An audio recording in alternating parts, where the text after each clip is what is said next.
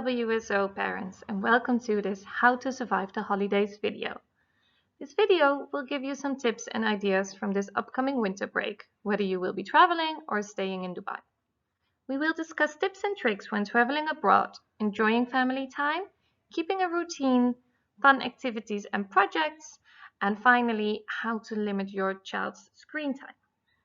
A special thanks to the entire inclusion team, Mr. Sadler, and some amazing students for their participation and help with creating this video. We hope you will enjoy it and that it will be helpful to ensure you and your family will enjoy a nice holiday. Tips and tricks when traveling. Some of you might travel during the winter break, and as exciting as this will be, it can also create anxiety among some children. Here are a few tips on how to make them feel comfortable about traveling. First, inform them about the upcoming trip in advance. Give your child as many details possible so that he or she knows what to expect. You can do this by including them with the preparations as packing or make a packing checklist together which your child can tick off. Another helpful tool to prepare your child for the trip is to create a story together. Include as many details as possible, like the date, time, airline, place, rules, etc. Especially now with the coronavirus, traveling will be a little bit different than what your child is used to.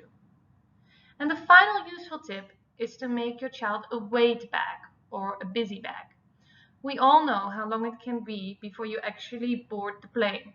And as handy as devices can be, some children get bored with watching YouTube videos for more than 30 minutes. Or in case you want to avoid screen time at all, a bag full of small toys and activities might be your solution.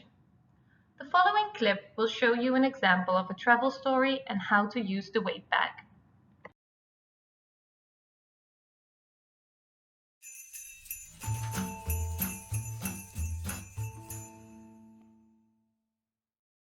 So as mentioned before, you can create like your own travel story together with your child. So this is the one I created, and to show you an example like how to do it. So first, outline that we're going by airplane. We'll take the Emirates airline, but we go to the airport with the taxi. So depending on the age of your child, it depends like if you need to add pictures or maybe like drawings. Your child can do the drawings and you do the text, or really depends on the age of your child. Then what to expect at the airport. So there's the check-in, there's the security, and that it can be busy. And especially now with the corona, things will be different. So you need to keep more distance, everybody's wearing face masks, and you might have already done a PCR test before departure. So you can include all these details in your story. Then what I always like to point out is some rules, that it's important that they stay close to mom and dad, and that they listen. What to do when you're at the gate. They can use their little weight bag that I mentioned before when they're a bit bored with stuff, so they can play in their weight bag, doing activities, watch the airplanes. So you can put all these details in the story. And when it's time to board, they'll find the seats, put on your seatbelt. It really depends like how much details you need to provide for your child, depending how anxious they are about traveling. Then here, an activity page with what to do on the airplane, eating, drinking, sleeping, watching videos, drawing, all these things. The pilot will tell you when it's time to, when you're at the destination, you wait for your luggage, and then maybe also like who will be there to pick them up. Like in this case, it's the grandpa. So it really depends. Like you can make your own social story with the details about your trip, and try to read the story like at least a week in advance, so they're really familiar with all these details and they know what to expect.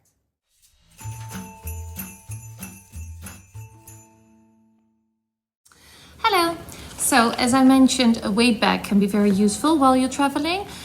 because there's lots of waiting at the airport, like before you finally board the plane, and then they have access to the games and the videos, the movies on the screens in the airplane. But before you're actually on the plane, it can take up to like 3 hours. So something that my tip for you would be to create like a weight bag or like a busy bag, whatever you like to call them, and include lots of fun little toys in that bag that you know your child might like. Big tip, use toys that they don't usually play with or that they haven't seen before. So if you have a child who's very interested in like fidgeting things, you can put like little balls or little like fidget toys in it, or like these tiny animals, or they can build like, they can do like play with that. So it really depends on the interest of your child, what you can put in the bag. And they can carry their own bag, so it doesn't have to be heavy. Like it can be all little things, even like, I don't know, like brushes. It really depends on what your child likes. And another great thing that you can put in are some arts and crafts activities, or like stickers. Sticker books are always great. I've also heard about a sticker book that you can put on the window or on the table, so you can actually put the stickers on the airplane, like around them in their chairs, and then they can take them off, like window stickers. So those could be very useful for your child, and they can be entertained with that for a while. So yeah, a weight bag with new toys. Another good tip, like for the last 2 to 3 weeks before you're planning to go on your trip, anything your child sees in the shop that he or she wants, or that they're interested in, or they're asking for it, you can say, and like, oh, that's a great idea, let's put it in the weight bag, or in your busy bag for when we're traveling. So keep all those items in this bag and only give it to them while they're actually going on the trip, so they have lots of new activities to be engaged with, and the waiting won't take so long. This next slide is about family time and how you can ensure that you will enjoy quality family time together. The following video will give you some tips from our team and our very own principal, Mr. Sadler. They will discuss how you can spend one-on-one time with one child if you have more than one child, to plan trips ahead and organize everything beforehand, to find common interests in activities for the whole family to enjoy, and also to create awareness among other family members regarding your child's needs, and to manage your own expectations.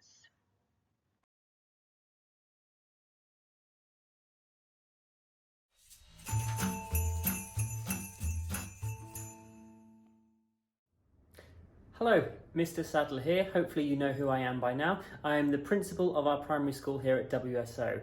Now, for those of you that didn't know, I have 3 children myself, and they are very, very young. Aurora is about to turn 2 years old on New Year's Eve. Archie has just turned 3, and Amelie is 4 years old. So they're very close together in age. Now, we've got a 3-week holiday coming up very, very soon, which we're all very excited about. But for those of us with children, or especially multiple children, it can be quite challenging to plan activities and to ensure that you enjoy all of the time that you have together as a family.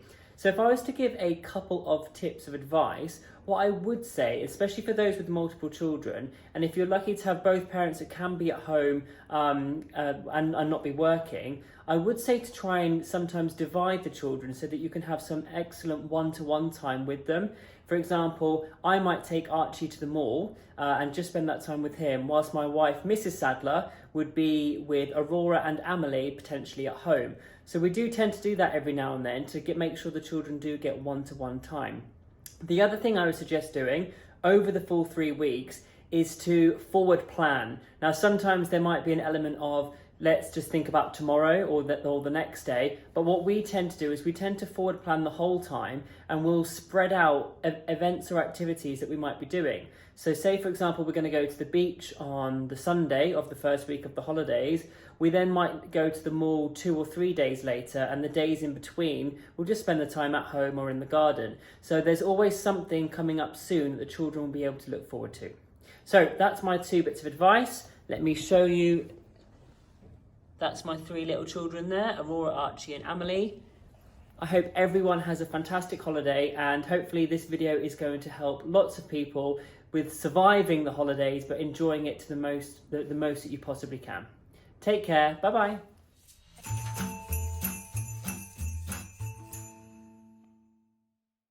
To ensure quality family time, one of the things I would first do is to have a little think about age-appropriate kind of activities that I would like to do in the holidays.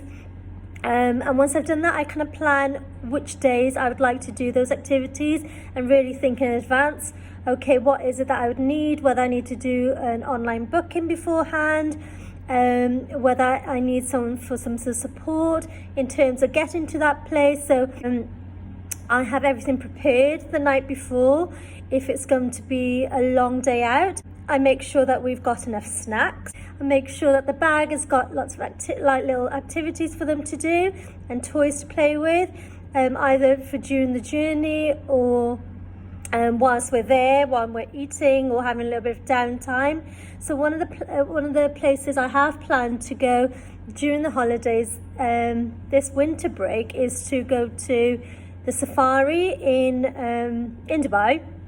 And I've been wanting to go for quite some time now, and I know that my daughter, she loves animals, so I feel like that she'll have a really nice time. But I plan to go with the whole family, so I'm going to first of all book online to make sure I decide the timings, and also do a bit of research on what animals they've got there, and kind of like, is the buggy allowed, and what kind of route can we take. Can they see the animals being fed, for example? Just so I've got like a little bit of a picture in my head of what the day is going to look like. And then I prepare, in the morning, what time do I want to go? The night before, that they're well rested, and that, I've got their kind of like bag as ready as possible, so I can just check in the last bits in the morning. Planning ahead is important. Organisation is important. It's a nice little thing to do to make sure that they have a nice time, and to think about yourselves as well as parents. It's something that you will enjoy, because there's nothing worse than going somewhere with your children and you're not actually having a nice time. So it's something I'm interested in too. So that would be my top tips.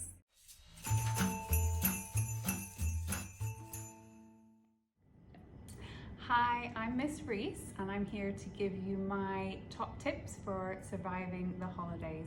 I have 2 teenage girls, and one of which has autism, so we have to be super prepared for our holidays. One of the things that was really helpful for us when visiting extended family is to make them aware of any certain needs that your child may have, or strategies you use to help them when they're struggling or when they're tired, or bedtimes that you like to follow and routines, just so other family members are aware and can help you with this and understand that you want to support your child during these times. The other top tip is just realizing what expectations we might put on our children. Sometimes this holiday can be really exciting, and we can plan lots and lots of things with lots of different people, visiting relatives, visiting friends, going to parties, having events, and we think that that should be really fun. But for some children, it's a little overwhelming. It's a big change of routine, it's different bedtimes, it's a huge expectation for them to be well behaved and manage all of these new circumstances with new people. So perhaps just considering what you plan and how many big events you're throwing into a short time. I hope it helps.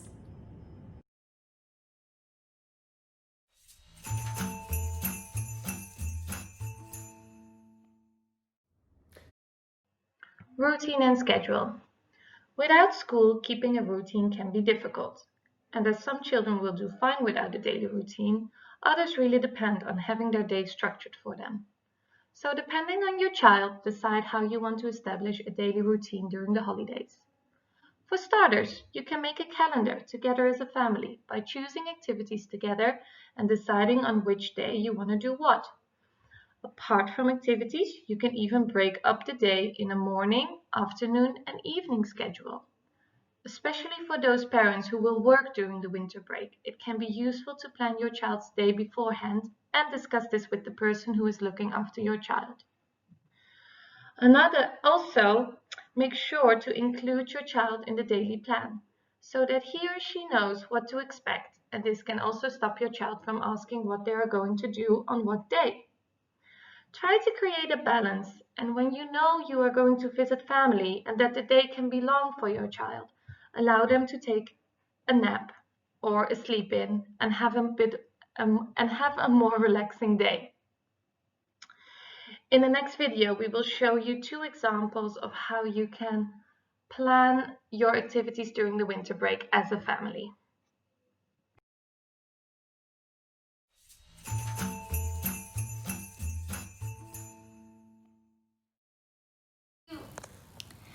The idea of this activity is to include all members of the family to create a spontaneous day-to-day plan. Every member of the family will write an activity on a post-it note. All the post-it notes will be put into a bowl, and every evening or every morning a different member of the family will pick a post-it note from the bowl that will tell them what their activity for that day would be.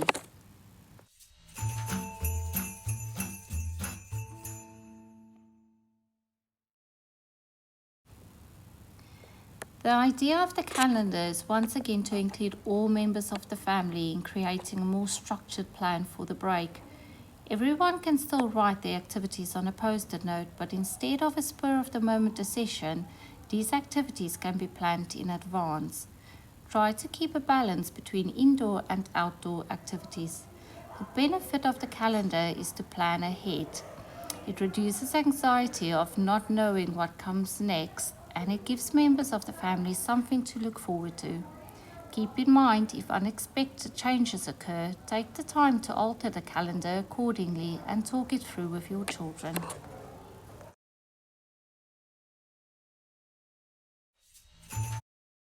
Activities and projects. The day can feel long without school, and apart from playing on a device or wanting to visit an adventure park, it can be difficult for your children to come up with activities to do. To give you a few ideas, the team and some of their amazing students have made you this video full of fun things to do during the break.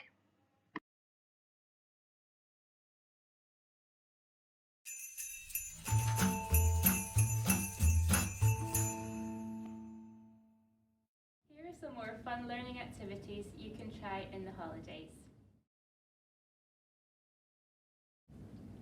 Remember to continue to read as much as you can.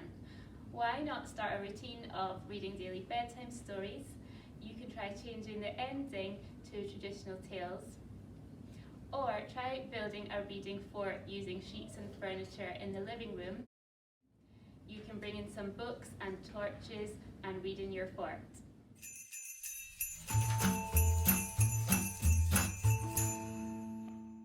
Write a letter to your teacher about your holidays. In the holidays,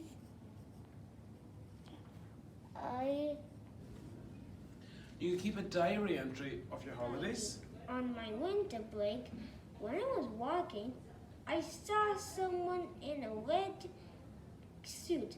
I thought it was Daddy in a flying car. But You can make a recipe and write down the steps. You can make and write greeting cards. And you can write a letter to a family member and post it at the post office.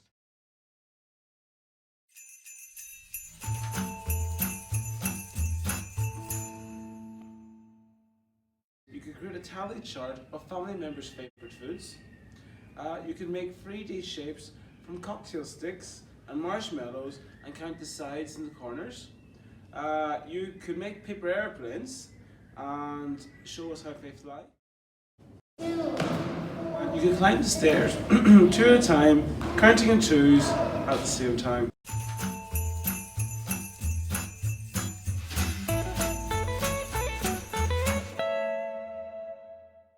In the winter holidays, I will cook and make lunch for our families, moms, dads, sisters, and brothers.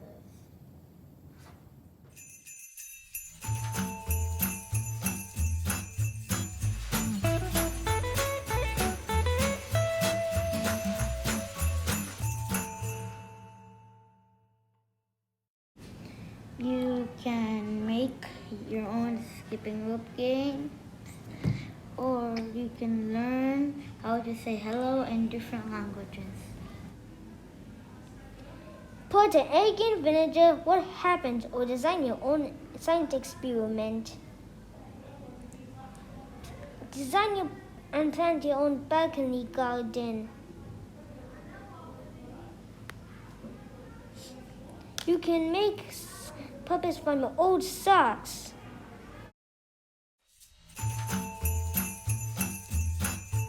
Hello, how are you? My name is Mrs. Ramsey and I'm the inclusion teacher for year 6, and this is my kind of activity or project that we could do as a family that I enjoy doing with my students, and I will enjoy doing at home with my children as well.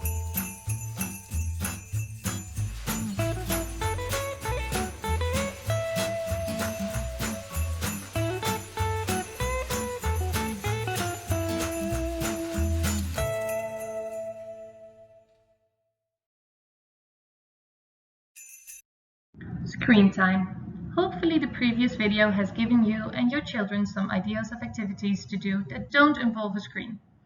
If you do want to limit your child's screen time, here are some other tips.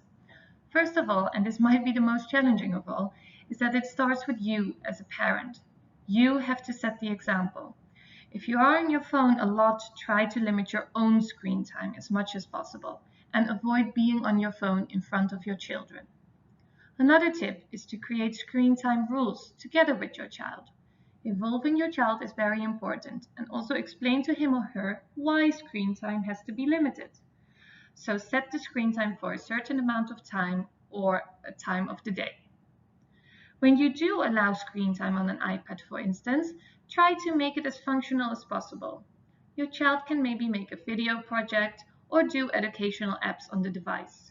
Another fun thing to do is to use YouTube for how-to videos, like how to draw a unicorn, or to dance along Just Dance videos on YouTube. If you are a working parent, it can be difficult to manage your child's screen time when you're not there. There are settings on every device that enables you to set specific restrictions. If you search this online, it will tell you step by step how to use these parental controls on your child's device. And finally, do some research on the internet about limiting your child's screen time. There are many more useful tips that suits your wishes.